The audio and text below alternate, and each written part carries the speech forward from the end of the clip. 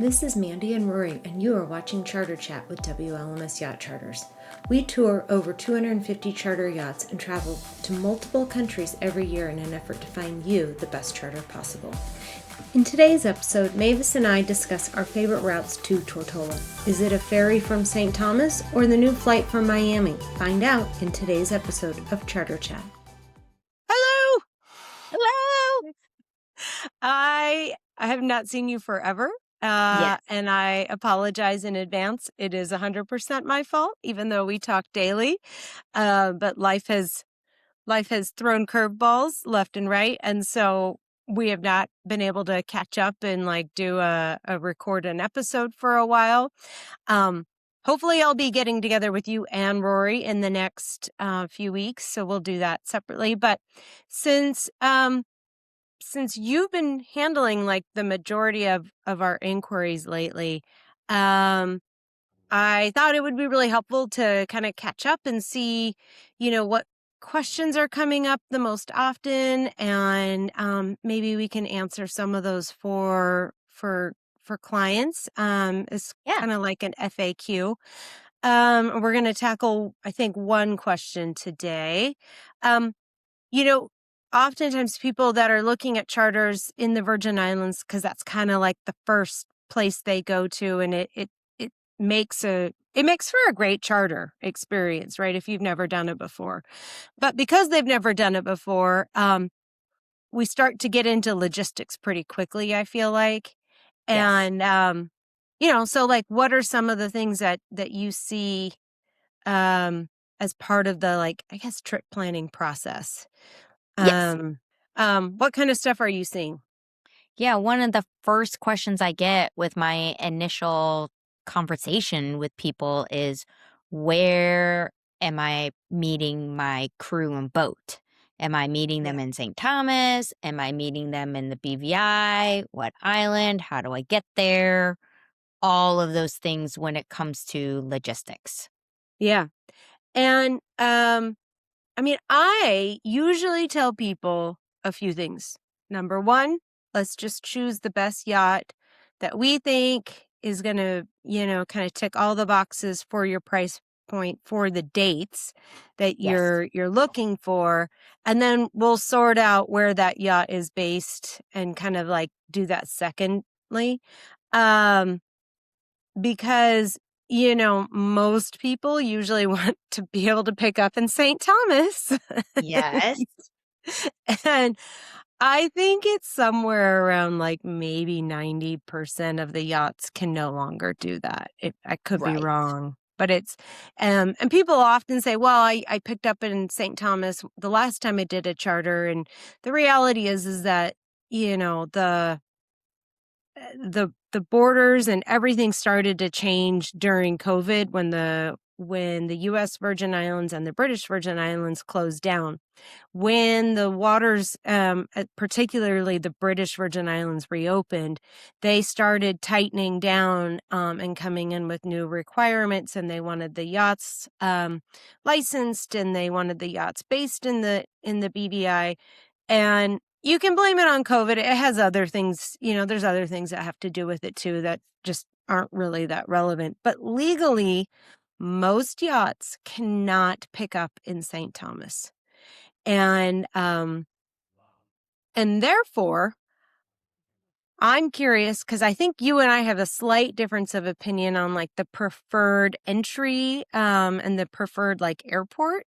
But I'm curious what you think. If somebody says, hey, okay, if my yacht has to start in Tortola, should I fly into St. Thomas? Should I fly into Tortola? Is there another airport I should consider?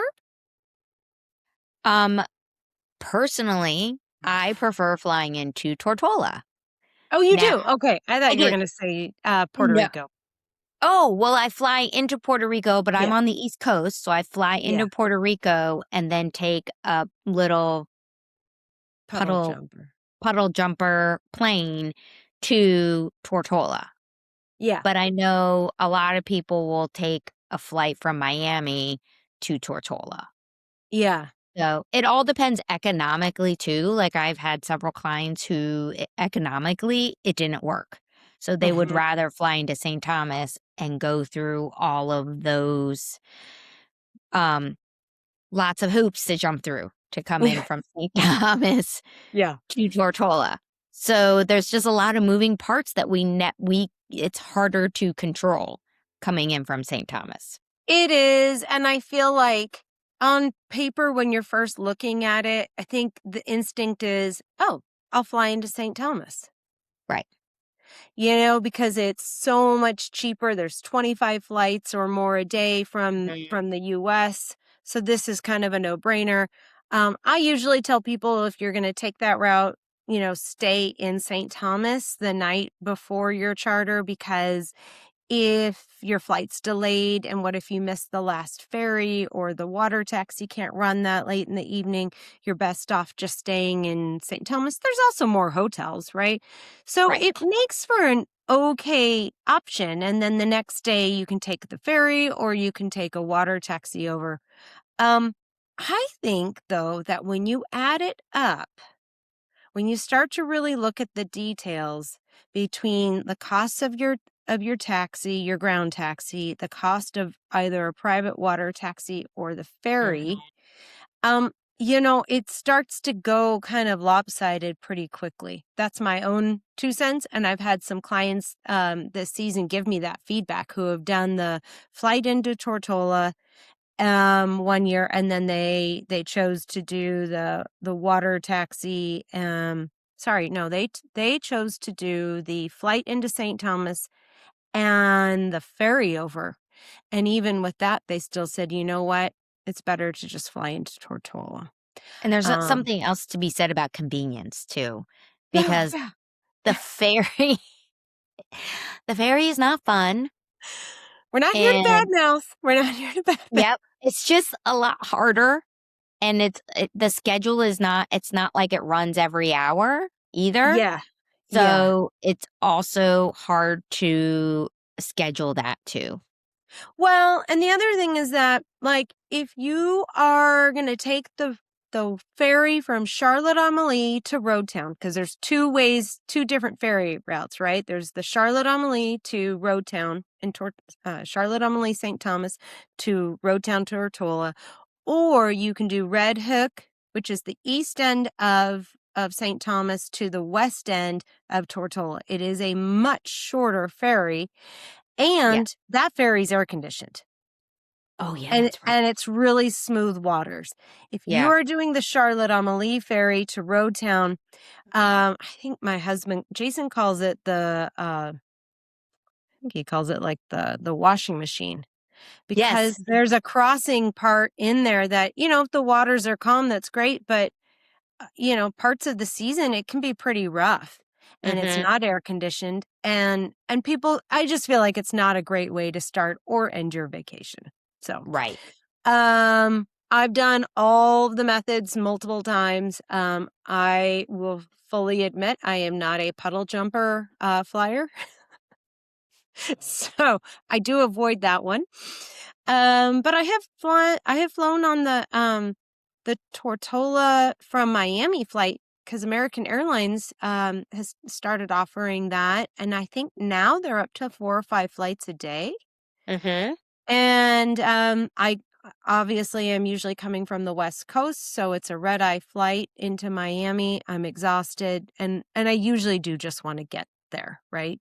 Right. Um but it's a totally decent flight, and if you can catch it at a reasonable rate, it's by far the preferred method.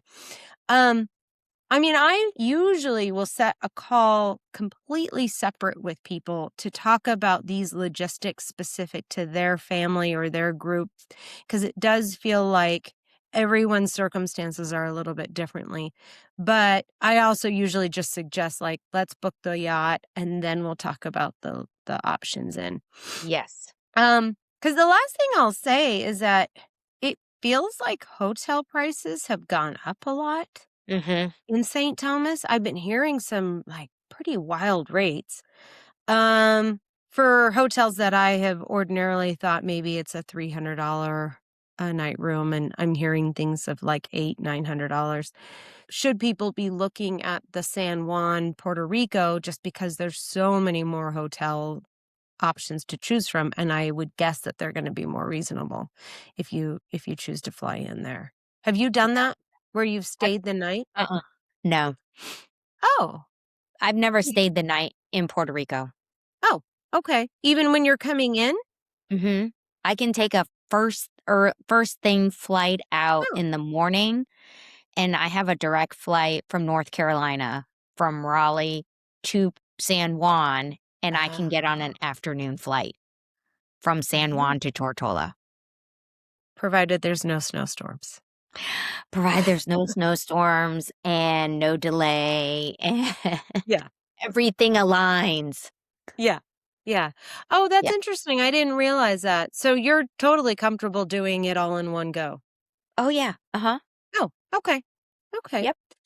Yeah. How long is that little puddle jumper flight? Maybe 20 minutes Oh, it is or that 30. quick. It's Okay. really, really short. And it's not for everybody, but I love Yeah. it. It's like 30 people, maybe? Yeah. I don't Yeah. know. It's not very many, and it's just a little puddle jumper. Yeah. Jason's like been taking flight school, and he has like a little flight simulator. So Oh, he loves jumping in any size plane. When we lived in Belize, we lived on Ambergris Key, which uh-huh. basically you have to fly. And it's always a puddle jumper. So I can do it. It's just so not my preferred method. Yeah, it made me giggle the first time. And so, Why?